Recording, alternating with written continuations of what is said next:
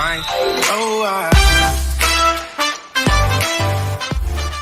N'oubliez pas que vous apportez une aide considérable à l'achat du drone simplement en laissant défiler les publicités.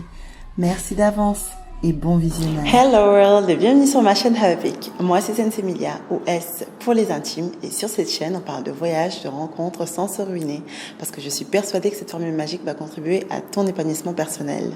Ces derniers temps j'ai aussi commencé une série d'interviews de personnes inspirantes, de personnes qui sont rentrées en Afrique. Mais aujourd'hui, à titre exceptionnel, je vais vous présenter quelqu'un qui n'est pas rentré en Afrique et qui est encore en France, mais la spécificité de ce personnage, donc qui s'appelle Monsieur Ousmane Bocar Diallo, c'est quelqu'un qui, malgré la distance, fait tout pour le Sénégal et à distance. Il est écrivain, il a écrit un livre notamment que je vous ai partagé sur Instagram entre-temps, je ne sais pas si vous l'avez vu. D'ailleurs, n'hésitez pas non plus à aller me suivre sur Instagram. Il y a des choses qui s'y passent. Et sinon, c'est quelqu'un qui a aussi été membre de la FESEF. Donc, je ne sais pas si vous connaissez. C'est une association qui en regroupe 40 autres. Il travaille aussi à la BNP Paribas. Et tout ce qu'il fait, c'est pour aider justement à la mobilité des jeunes Sénégalais à venir en France dans les plus, on va dire, dans les meilleures conditions possibles. Voilà. Donc, il est aussi à la tête du groupe Mobilité et Carrière. C'est un groupe, justement, dont il nous parlera dans l'interview. Donc, n'hésitez pas à partager cette vidéo parce que je pense que ça peut en aider plus d'un, clairement. Surtout pour des étudiants qui veulent venir en France. N'hésitez pas à partager cette vidéo. Donc, la troisième des choses, n'hésitez pas non plus à me suivre sur les réseaux sociaux que je vous mettrai par là parce que, voilà, il s'y passe des choses là-dedans. C'est parti donc pour cette interview. Let's go.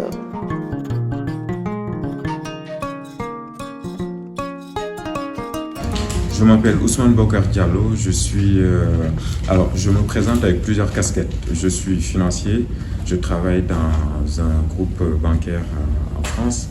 Je suis militant associatif, je fais partie des membres fondateurs de la FESEF, le plus grand réseau associatif d'étudiants et de jeunes diplômés en France.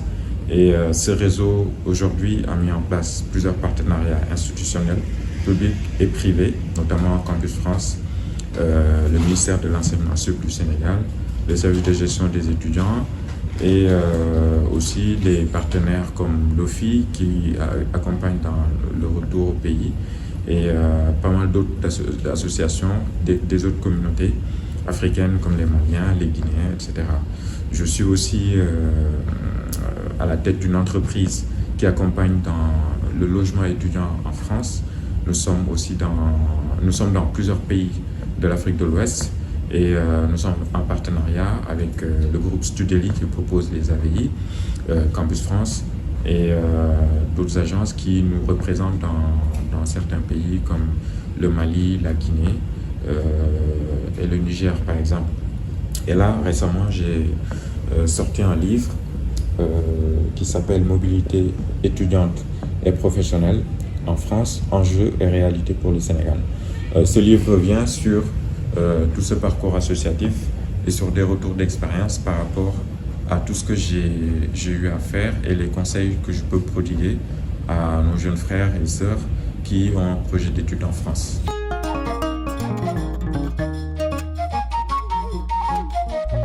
Alors, j'ai beaucoup travaillé sur la question du retour parce que de toute façon, quand on est dans l'associatif, cette question revient. J'ai fait partie de ceux qui ont lancé les concepts de forum de l'emploi et de l'entrepreneuriat en France. Nous avons fait les premières éditions dans plusieurs villes de France en partenariat avec l'État du Sénégal, le service de gestion dont je vous ai parlé tout à l'heure, Campus France, l'OFI. Nous avons fait plusieurs panels qui présentent les dispositifs que le Sénégal et la France ont mis en place. Et ces forums, on en a fait à peu près 6 éditions. Là, c'était en stand-by par rapport au Covid, mais la FESEF, dont je ne fais plus partie, continue encore à proposer ces dispositifs.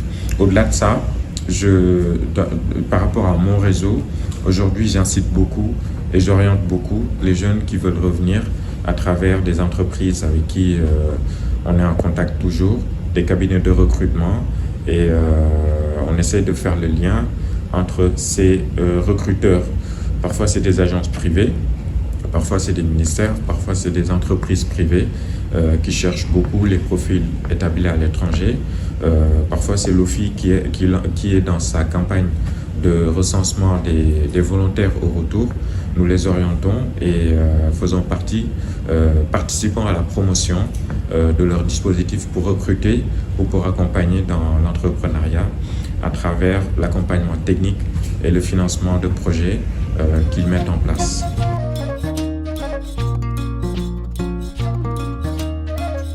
Ce que j'ai proposé moi concrètement pour mon pays, pour le Sénégal, même si je ne suis pas encore complètement revenu. Je vous ai dit tout à l'heure que je suis à la tête d'une entreprise qui propose le volet logement, qui est très important pour les étudiants.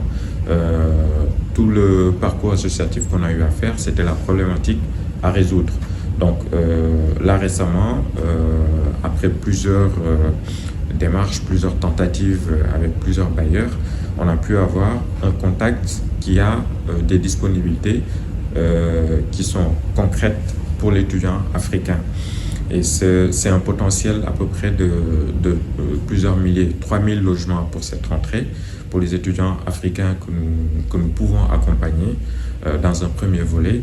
Et ça peut augmenter au fur et à mesure. Donc là, on a mis en place des partenariats avec les grosses agences qui sont connues. On s'est signalé au consulat comme étant le dispositif transparent et fiable dans ce volet-là. Et aujourd'hui, mon objectif était d'apporter cette solution à mes confrères et compatriotes africains. C'est qu'au-delà de l'associatif, tout le volontariat qu'on a eu à faire, c'est une manière pour moi de mettre ma pierre à l'édifice et d'apporter une solution sur laquelle on est resté plus d'une dizaine d'années sans trouver de solution. Donc là, c'est quelque chose de concret et nous espérons pouvoir loger facilement en fonction des budgets de chacun, les étudiants, qu'ils arrêtent de galérer quand ils arrivent en France avec des tarifs très abordables qu'on a négociés pour eux. L'objectif n'est pas de gagner de l'argent dessus dans un premier temps, mais de dire qu'on a une solution aujourd'hui présente pour les étudiants africains.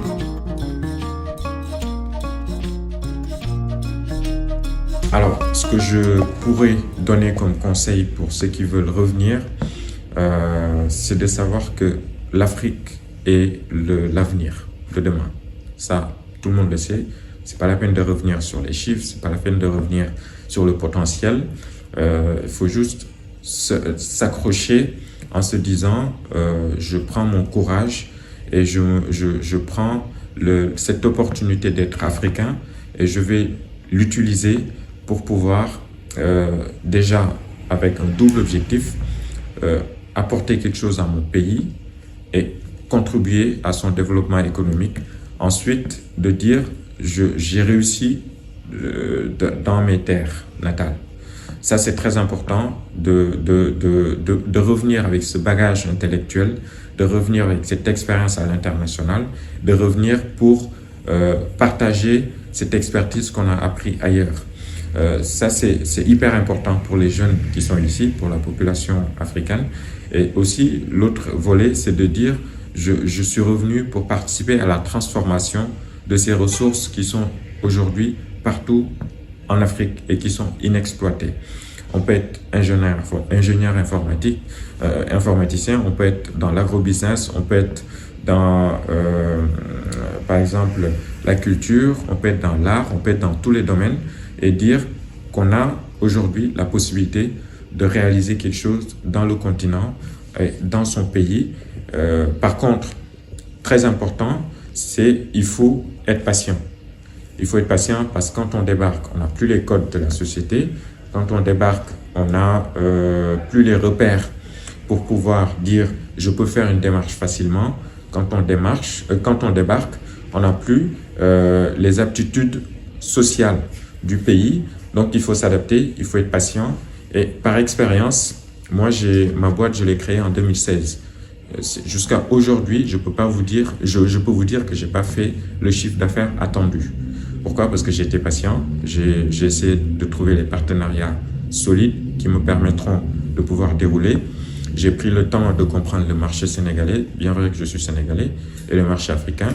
Et j'ai pris le temps de comprendre comment fonctionnent les acteurs, parce que ça fait plus de 10 ans que je suis parti.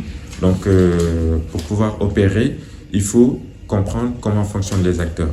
Il ne faut pas juste débarquer et dire ils ne respectent pas les rendez-vous, ils ne respectent pas les engagements, j'abandonne ou c'est pas normal, on se met à râler.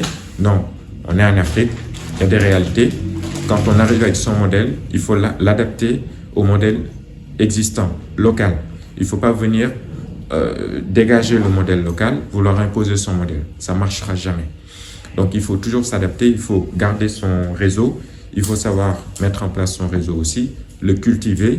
Et il n'y a que cette arme qui permettra de dire au bout de 2 ou 3 ans, minimum, on peut prétendre à une réussite dans son entreprise. Et surtout, très important, il faut avoir une idée innovante. Il faut venir avec un projet innovant, un projet qui vient montrer du renouveau dans l'existant. Et il faut toujours faire un bon benchmark et savoir quelle est la concurrence, quelle est sa place sur le marché et quelles sont les réalités par rapport à ce domaine où on veut entreprendre. Alors, même si je ne reviens pas, on me demande toujours quand est-ce que je reviens, pourquoi je ne reviens pas. Mais il faut savoir que même si je ne reviens pas, je travaille pour le Sénégal.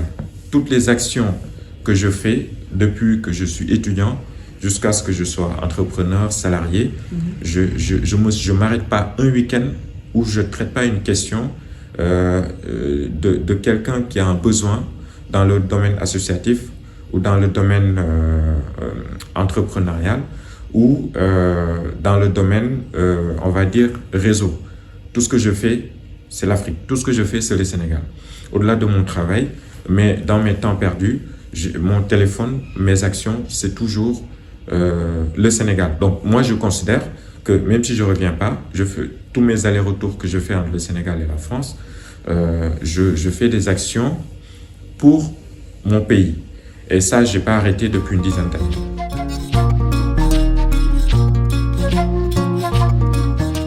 Après, on ne peut témoigner que pour soi-même. Je sais que depuis très longtemps, moi, j'ai toujours fonctionné en faisant plusieurs choses en même temps. Je pense que si on ne sent pas qu'on est capable de le faire, il ne faut pas s'aventurer à le faire. Il ne faut pas s'amuser à vouloir entreprendre plusieurs projets, à vouloir faire plusieurs choses en même temps, si on n'est pas structuré et on n'a pas le goût de l'envie de faire, d'aider, d'être volontaire, d'être bénévole et d'avoir des projets structurés dans le temps et d'être patient. Tout ça, ce sont des vertus, des valeurs qu'on peut retrouver chez moi, pas chez l'autre. Donc, ce que je conseille, c'est qu'il faut se concentrer sur un projet et faut essayer de bien le faire. Si on pense qu'on a le potentiel pour en faire plusieurs, on peut le faire. Et si on voit qu'on est en train d'en faire plusieurs et que ça ne réussit pas, il faut se concentrer sur un. Il faut le faire étape par étape. Moi, je fais les choses étape par étape. J'étais beaucoup dans l'associatif. Maintenant, j'ai vu qu'il n'y avait toujours pas de solution dans le volet mobilité étudiante, notamment sur le logement. Je me suis concentré dessus. Et je me concentre aussi sur l'accompagnement nécessaire pour nos jeunes qui ont des projets d'études et de projets de retour pour le Sénégal. Donc voilà, c'est les conseils que je peux aujourd'hui formuler, mais il faut vraiment savoir ce dont on est capable ou pas.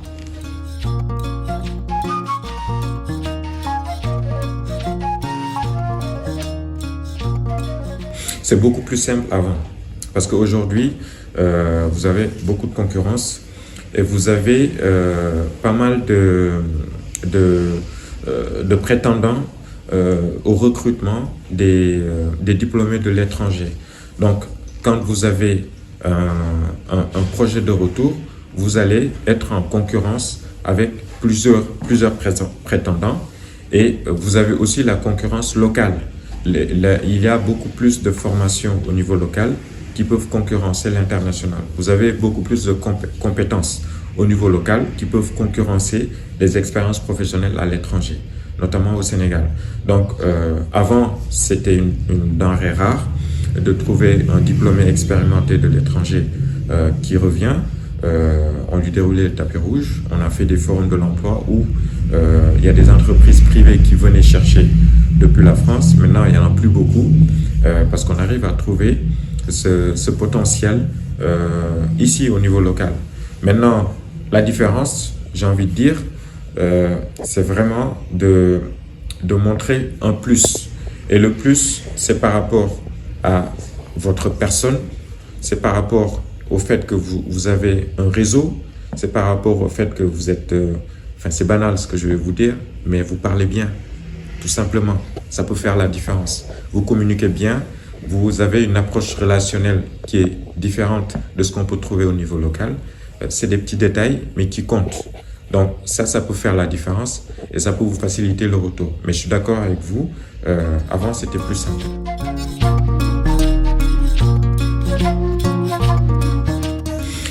De toute façon, le phénomène de fuite des cerveaux, il est toujours là. Il est toujours là parce que moi, dans mon livre, j'ai évoqué le phénomène de la mobilité étudiante. Pourquoi ce phénomène? Je l'appelle phénomène parce qu'aujourd'hui, on n'arrive toujours pas à comprendre pourquoi il y a autant de demandes d'inscription pour aller étudier à l'étranger par rapport à notre population estudiantine. Et là, ce phénomène-là, moi, les réponses que j'ai essayé d'apporter, c'est notre enseignement supérieur est pas bien réputé. Les étudiants ne font pas confiance à l'enseignement supérieur sénégalais et il n'y a pas d'espoir. Et il n'y a pas d'espoir. Ce que j'appelle espoir, c'est est-ce qu'on peut concurrencer ce que la France nous propose quand on a réussi? Est-ce que notre pays est capable de dire je vous offre un package quand vous avez votre diplôme et votre expérience professionnelle, je vous donne telle ou telle facilité pour venir dans la fonction publique, pour venir dans le privé, pour venir dans les gros projets, pour venir accompagner les plus jeunes. Depuis que je suis dans ce domaine-là, je ne le vois pas. Ce que je vois, ce sont des dispositifs qui sont extrêmement complexes, avec des procédures à n'en pas finir, beaucoup de paperasse administrative. Et la France, en parallèle, met en place des dispositifs un peu plus simples, un peu plus faciles, comme l'OFI, comme Campus France, qui permettent de dérouler son projet. Les recommandations que j'ai faites, ce sont des recommandations justement qui disent qu'il faut proposer un statut de diplômé étranger ou proposer un package ou quelque chose qui fait la différence par rapport à ceux qui sont au niveau local pour inciter nos plus jeunes à ne pas partir, à dire que si je reste, par exemple, la bourse d'études qu'on me donne pour aller étudier à l'étranger, si je reste et qu'on me la donne, je peux rester avec 650 000 francs par mois. C'est énorme, mais ça m'incite à rester, ça m'incite à aller à l'école polytechnique de Thiès, par exemple, et de dire quand je sors, l'État me propose quelque chose avec une bonne bourse et un bon boulot. Il faut penser à ça et c'est ça qui permettra demain de dire qu'on est capable de sauter le pas et de proposer des choses qui incitent les jeunes à rester. Merci à vous et ce que je peux dire, c'est toujours le même message à nos plus jeunes, c'est de bien préparer son projet. C'est pas seulement le retour, mais ça commence par le départ. On a fait une conférence là à l'Institut français et on a bien insisté sur le volet importance du projet professionnel. On a interrogé des jeunes qui ne savaient pas définir le projet professionnel. C'est tout un processus, c'est tout un parcours qu'il faut définir dès le départ. Même si Campus France vous accompagne à le préparer, vous devez savoir quel est votre potentiel, quels sont les moyens que vous allez mettre en œuvre pour y arriver et est-ce qu'il y a une adaptabilité de l'environnement qui vous permettra de réaliser ce projet. Quelle est la pression du marché que vous pouvez découvrir et comment vous allez vous y prendre. Donc, quel est le réseau que vous allez mettre en place pour réussir? Tout ça, ce sont des questions auxquelles vous devez répondre. Et il faut avoir du courage aussi et croire en soi et se dire que rien n'est facile. On est en compétition perpétuelle dans ce monde, que ce soit au Sénégal ou en France. Il faut toujours être persévérant et il faut toujours savoir prendre les bonnes informations et ne pas être laxiste. Parce que quand on est laxiste, on veut trop de facilité, on peut avoir du mal à réussir. Donc aujourd'hui, c'est très important d'avoir toutes ces valeurs et de se dire, si on a notre courage avec toutes ces valeurs-là, on peut très bien réussir. Hey, hop! N'hésitez pas surtout à acheter le livre, c'est super important. Je vous le recommande, je l'ai moi-même lu, il est super intéressant. Je vous mettrai le tout dans la barre de description. Allez, à bientôt. Bye.